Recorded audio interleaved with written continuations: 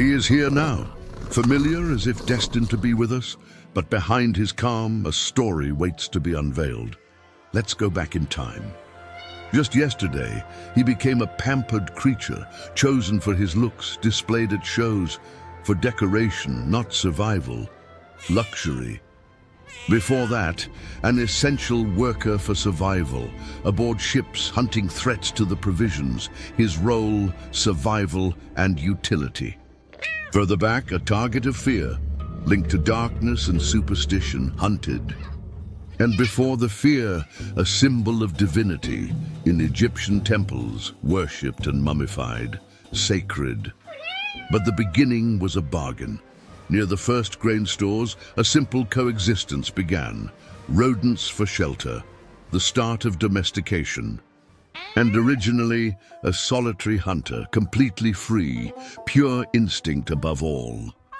From this instinct, we begin our journey now, forward through time. We return now to the beginning, Felis Lybica, the origin, the wild heart. Look at him, a ghost the color of earth in arid lands, innate agility, instinctive caution, made for survival, not for petting. His world, solitude and the hunt, night and silence. No master but hunger and survival, a life of absolute independence, and perhaps deep loneliness. He didn't need us, didn't know us. Our world was merely a passing scene in his vast wilderness. But the seed of change lay dormant. That powerful instinct for survival began to whisper to him of another possibility, a scent leading him one hesitant step towards a world that would change his destiny forever. The draw wasn't affection, but unexpected abundance. Rodents daring to approach the first human grain stores, the same prey, but in a new place. He stood on the threshold of history, the descendant of the wild, watching the builders of civilization. Perhaps for a fleeting moment, eyes met across the distance, the wary hunters, the watchful farmers. No threat, no welcome, just a silent acknowledgement of the other's existence. It wasn't an agreement, but a delicate balance born in the shadows. He fed on what spoiled their stores, and they perhaps began to see a benefit beyond annoyance in his presence. The distance remained, but the wall of absolute fear began to crack. And here, in this cautious approach, in these exchanged glances, the greatest journey of transformation began. A thin thread of familiarity started to weave, generation after generation. He didn't know, and they didn't know, that they were laying the foundation for a companionship that would span millennia. From cautious coexistence to a status almost touching divinity, a leap that changed everything. Here, on the banks of the Nile, cats were no longer just hunters on the fringe.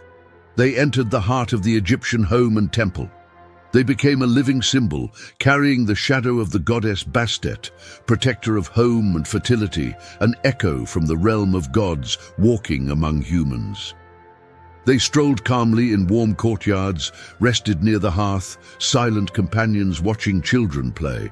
Their presence wasn't just a blessing, but actual protection from snakes and scorpions threatening life, and from rodents spoiling precious grain stores. They were part of the family's daily security. This deep connection was reflected in everything. We see them in tomb paintings, not as wild animals, but as honored members of the family sharing their eternal journey. Even the law recognized their sanctity. Harming one, even unintentionally, was a sin potentially punishable by death. This exceptional reverence extended even beyond death as final proof of an unparalleled status. Here, in Egypt, the bond transcended utility and coexistence. It became a relationship of deep love and reverence, woven into the fabric of life, death, and belief. Egypt revered the cat, and in the cat saw a cherished part of its soul reflected. But the wheel of time turned, and the golden stories of the Nile became relics of the past. After long centuries, this aura of sanctity did not travel with every departing ship. Beyond the Nile's borders, other hands awaited. Hands that would measure its worth not by prayers and reverence, but by the sharpness of its claws and its practical ability to hunt in a more pragmatic world. Across the Mediterranean, those ships reached new shores. Here in Greece, the air was different, less sacred perhaps, but more vibrant and bustling. Cats were not greeted with hymns, but with a scrutinizing, practical gaze. Their value was no longer measured by connection to gods, but by tangible results. How many rats killed, how many storerooms protected. They found a role for themselves in this new world. In the busy ports, in the overflowing granaries, they became effective hunters, valued for their silent skill. Perhaps not pampered, but their presence became acceptable, even useful. This practical acceptance was the form of connection here.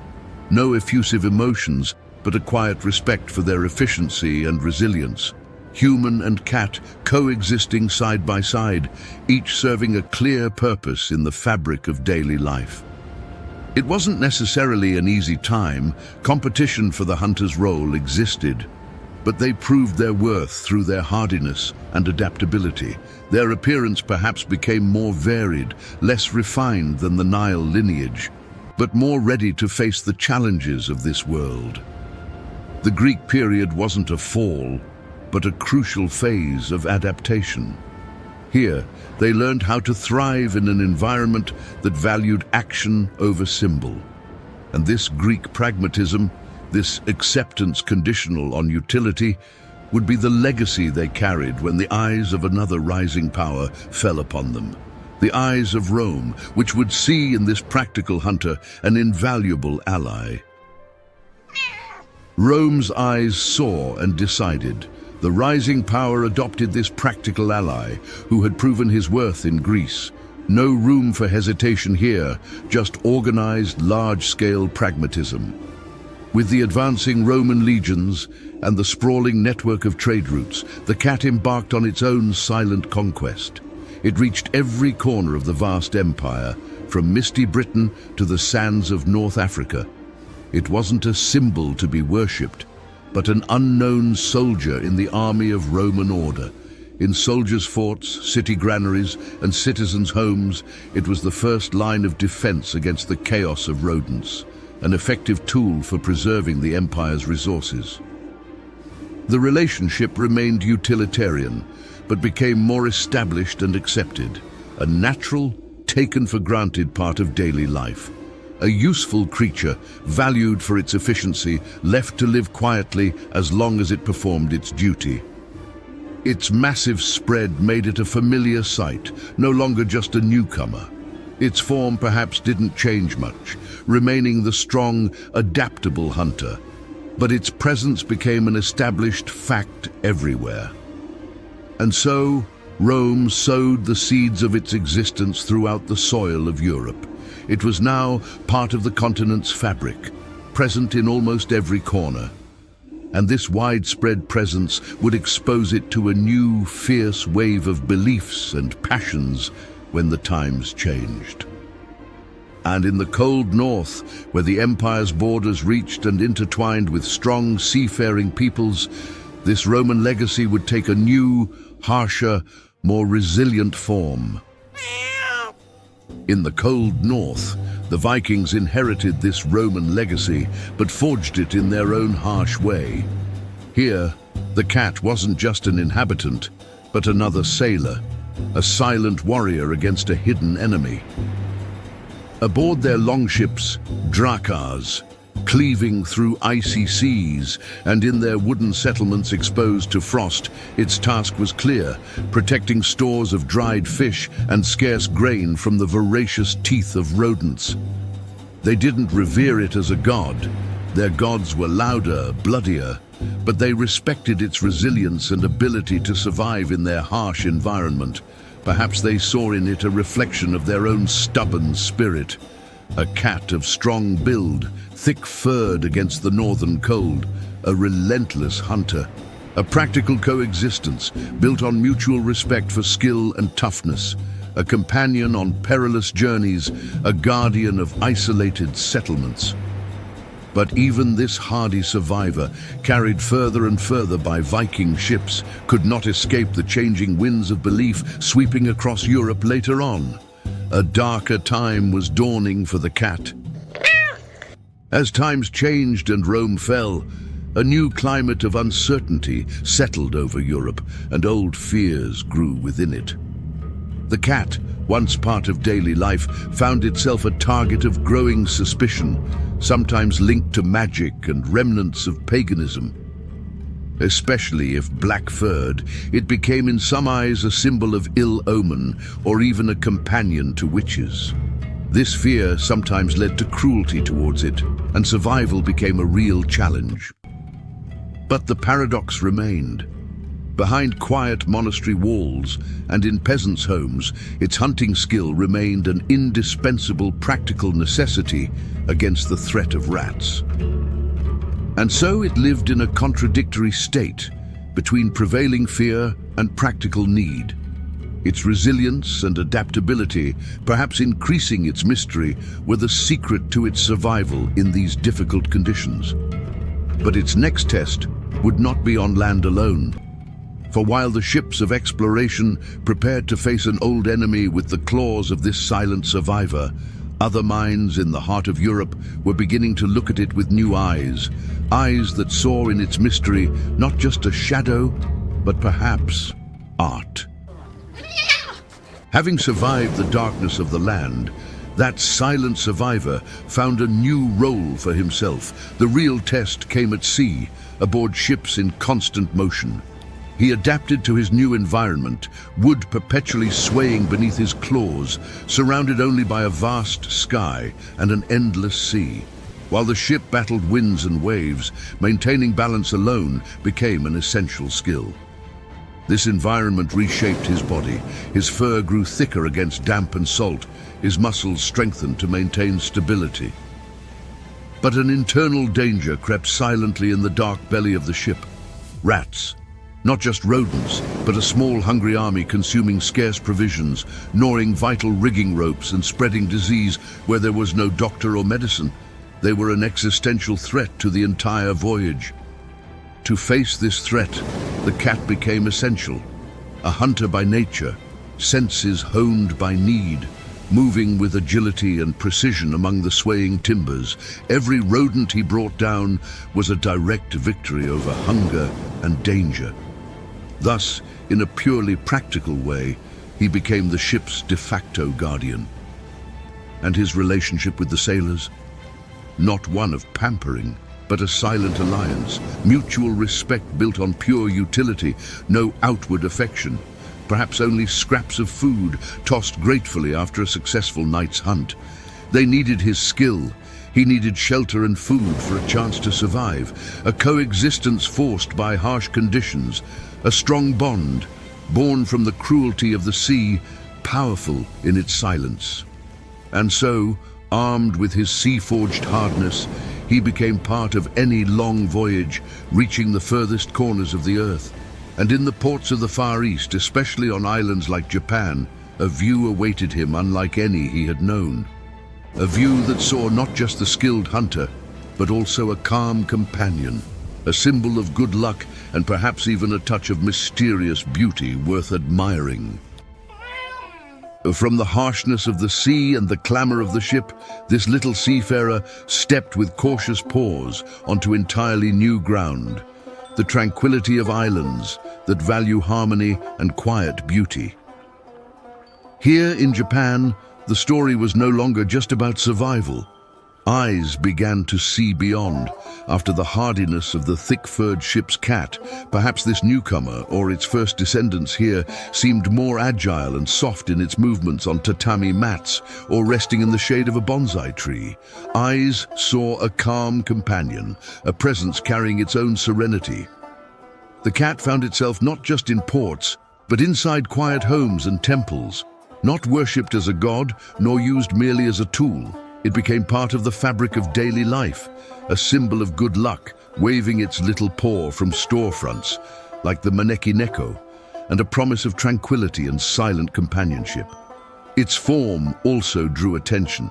Perhaps here that unique breed with the short, curled tail began to appear clearly, a distinctive mark added to its quiet charm.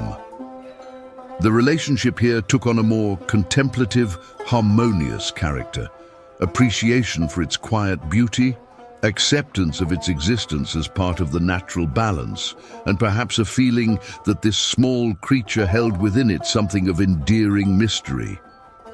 But this appreciation for the cat was not confined to the Far East. For in the heart of the flourishing Islamic world, during roughly the same centuries, this creature gained unique respect, not for magic or luck, but for the values of cleanliness and mercy emphasized by the teachings of the true faith. While Europe was sometimes steeped in the shadows of superstition, in the heart of another civilization illuminating the world, the cat found a unique place of respect and acceptance. For the appreciation here wasn't just custom, but rooted in the values of religion. The cat's innate cleanliness was a valued trait, mercy to animals a fundamental principle, and stories of the Prophet's kindness towards it enhanced its status. As a result, it was a familiar sight. Walking calmly in markets, resting in the shade of bustling libraries, perhaps even allowed into mosque courtyards, not treated as a god, nor shunned as a demon, but accepted as a respected part of society. And while its role as a hunter remained valued, the relationship transcended mere utility. It became a quiet companion in homes, its presence welcomed, appreciated for its calm demeanor and innate cleanliness. Generally, there was no focus on specific breeds, but rather appreciation for the creature itself, a strong, adaptable cat, living in harmony within the fabric of this tolerant civilization. But this unique balance, this quiet respect, would not last forever. For with the dawn of a new era in Europe, elevating art and reason, the view of the cat would change again, and its agility and mystery would inspire them to make it a symbol of entirely different things. Sometimes an artist's companion, sometimes a little demon in a painting. While respect prevailed in the Islamic world, the winds of the Renaissance in Europe began to dispel some of the dark shadows of the Middle Ages, but the contradictions were stark. At the same time that black cats were sometimes burned as demons, an artist in his studio might be immortalizing another cat on his canvas with a touch of admiration.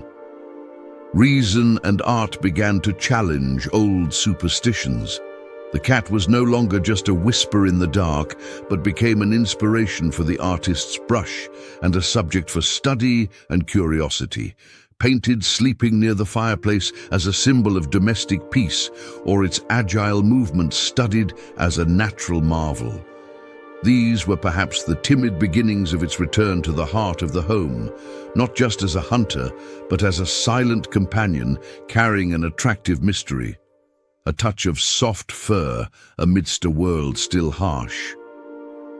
But the old doubt did not die. The cat remained a puzzling creature caught between two worlds, the growing world of art that saw its beauty, and the deep-rooted world of superstition that still saw in it a troubling shadow. And this dual perception, this conflict between reason and superstition, would pave the way directly towards the contradictions of the Victorian era, an age that would exaggerate in both directions, an obsession with venerating its pure breeds, and a scientific passion for dissecting its body and understanding its secrets. We arrive at the Victorian era, where the conflict was no longer just between reason and superstition, but the contradiction came to live within the heart of the scientific and emotional view of the cat itself. On one hand, an unprecedented obsession with appearance and pure breeds exploded. The cat was no longer just a cat, but a living artifact, meticulously classified and judged. Long hair became the height of elegance, and the first specialized cat shows emerged. displaying the most beautiful and rare as proof of wealth and high status. In velvet-draped parlors, the luxurious Persian cat lounged on silk cushions, a symbol of opulence and pampering, fed the finest foods, and treated like a little prince. It became a living accessory for the upper class, venerated for its external form. But in stark contrast, and in the name of science and progress, scientific curiosity evolved into a Victorian passion for dissection and classification. The same creature pampered in parlors was coldly dissected on laboratory tables, its bones and muscles studied, its instincts analyzed with detached scientific precision. It is contradiction in its starkest form. The cat as a work of art and as a biological specimen, as a pampered companion and as a body for study, a sharp duality, no longer just between faith and doubt, but between two forms of human obsession. And this dual obsession, venerating form on one hand and cold scientific analysis on the other, would leave a lasting legacy. A legacy that would form the basis of our modern relationship with cats, with all its love, science, and sometimes incomplete understanding of this enigma residing beside us. Thousands of years, dozens of civilizations, an incredible journey. And here he sits beside us now, the same eyes that perhaps saw Egypt's pyramids being built, Viking ships sail, or Tokyo's lights ignite. The modern cat. Not just a descendant of the wild ancestor, but a living mosaic of every era it passed through, carrying in its genes the pride of the Pharaohs, the resilience of ocean mariners, the calm of Eastern temples, the mystery of Europe's dark nights, and even the contradictions of the Victorian age. Our relationship with it today is also a complex legacy. We shower it with love, immortalize it in endless photos and videos, analyze its behavior with the tools of science. But a part of it remains elusive, retaining that mysterious independence that has fascinated humans from the beginning. Perhaps this is the secret to its eternal allure. It lives with us, but is never entirely ours. A partner in civilization, yet retaining a touch of the original wild, a graceful shadow from the distant past, walking lightly in our present, reminding us that some mysteries are more beautiful, left not fully solved.